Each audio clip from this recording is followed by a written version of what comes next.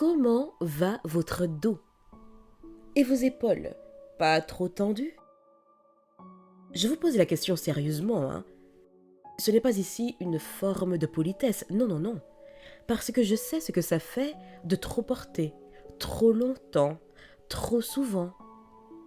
Et parce qu'à force de faire semblant que ça va, ah oui, oui, ça va, le corps, lui, finit toujours par parler.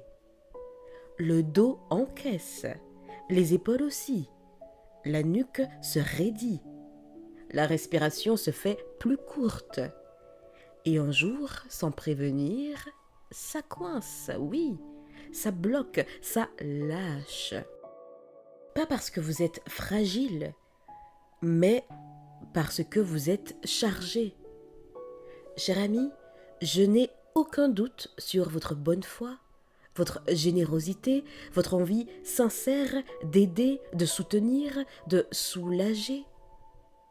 Vous êtes sûrement de ceux qu'on appelle quand ça ne va pas, de ceux qui écoutent sans regarder l'heure, de ceux qui comprennent, qui relativisent, qui rassurent. Et en soi, c'est noble, vraiment.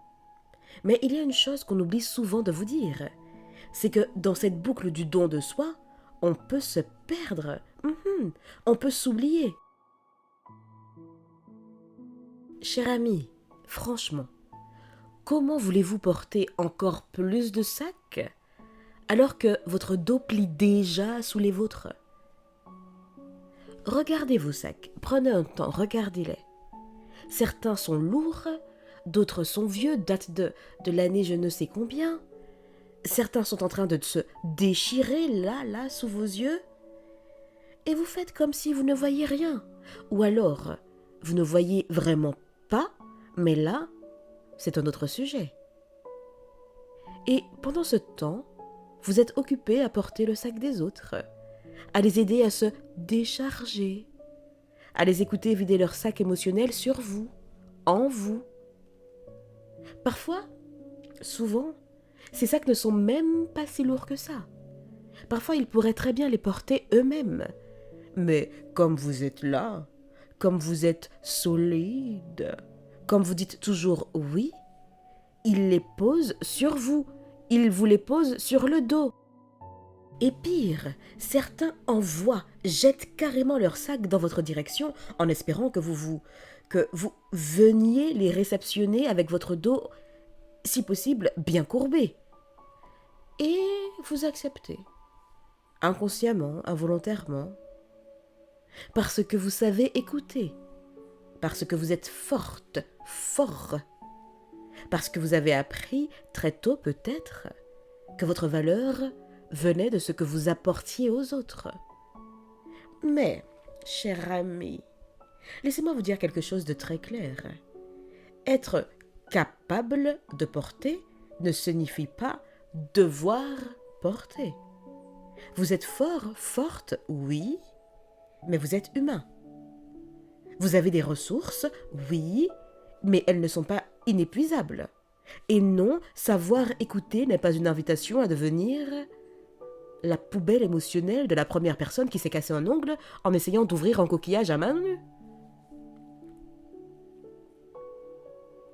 Il y a une différence énorme entre aider et se sacrifier, entre soutenir et s'oublier. Beaucoup de personnes que j'ai rencontrées ont ce même schéma, en tout cas suivent ce même schéma. Elles portent mieux les autres qu'elles-mêmes. Elles portent plus les autres qu'elles-mêmes. Elles connaissent les mots justes pour apaiser. Mais elles, quand ça ne va pas, quand tout déborde en elles, elles n'osent rien, elles n'osent pas dire, elles n'en parlent pas. Elles minimisent leur fatigue, elles relativisent leur douleur. Non, mais il y a pire que moi, tu comprends? Non, mais je peux encore tenir, hein. Non, mais ça va, c'est pas si grave, hein. Mais le corps, lui, il ne relativise pas, hein. Il additionne. Chaque « ce n'est pas grave » hein, devient une tension. Chaque « non, je vais gérer » devient un poids. Chaque « oh, je n'ai pas le temps pour moi » s'imprime quelque part. Souvent dans le dos, dans les épaules, parce que symboliquement, c'est là qu'on porte. les responsabilités, les attentes, les émotions des autres, et parfois même porter leur colère, leur tristesse, leur chaos. Et vous savez ce qui est pervers dans ce rôle? C'est qu'il est valorisé. On vous dit « Oh, tu es tellement fort !» Tu es quelqu'un de bien, hein? Heureusement que tu es là. Et une partie de vous s'accroche à ça.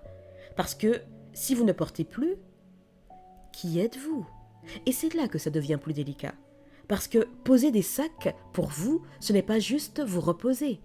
C'est risquer de décevoir, risquer de ne plus être indispensable ou perçu comme indispensable. C'est risquer d'être vu comme égoïste. Alors, vous continuez.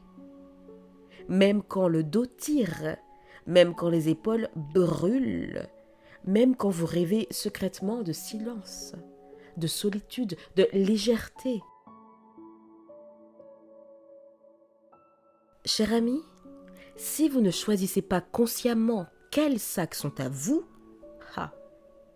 la vie choisira à votre place. La vie choisira pour vous, les autres choisiront pour vous, et ça ne sera pas à votre avantage.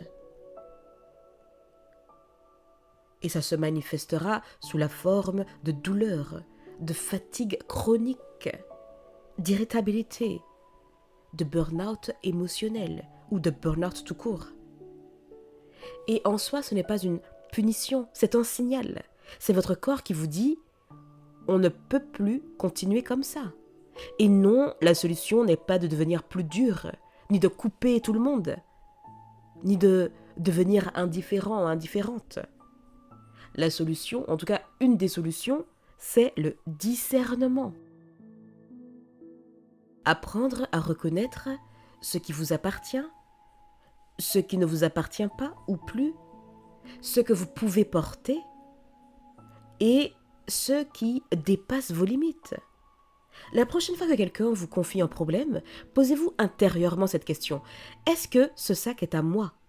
Pas est-ce que je peux l'aider, mais est-ce que je dois le porter à sa place? Il y a une nuance réelle. Aider, ce n'est pas absorber. Écouter, ce n'est pas s'oublier. Aimer, ce n'est pas s'épuiser. Vous avez le droit de dire « je n'ai pas l'espace aujourd'hui ». Je t'écoute, mais je ne peux pas porter ça pour toi. Ou alors, je suis fatiguée. Et ce ne sont pas des rejets, ce sont des limites. Et les limites, quoi qu'on en dise, ne détruisent pas les relations saines. Elles les protègent. Les personnes qui vous respectent comprendront. Celles qui disparaissent quand vous posez des limites, c'était des personnes qui étaient surtout attachées à ce que vous portiez pour elles. Alors oui, je sais que ce n'est pas simple. Surtout si vous avez appris, enfant, que votre rôle était de soutenir, d'apaiser, de comprendre, surtout si vous avez été parentifié. Un enfant avec un rôle d'adulte, un enfant à qui on a confié trop de responsabilités. Mais aujourd'hui, vous n'êtes plus cet enfant, et vous n'êtes plus obligé de tout prendre sur votre dos pour mériter votre place. Votre valeur n'est pas proportionnelle au poids que vous portez. Votre dos mérite du respect.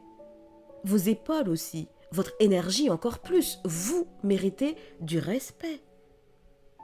Alors, je vous repose la question. Cher ami, comment va votre dos? Et les épaules? Quel sac pourriez-vous poser aujourd'hui? Rien qu'un, pour respirer un peu mieux. Cher ami, je vous dis à bientôt et d'ici là, imposez-vous.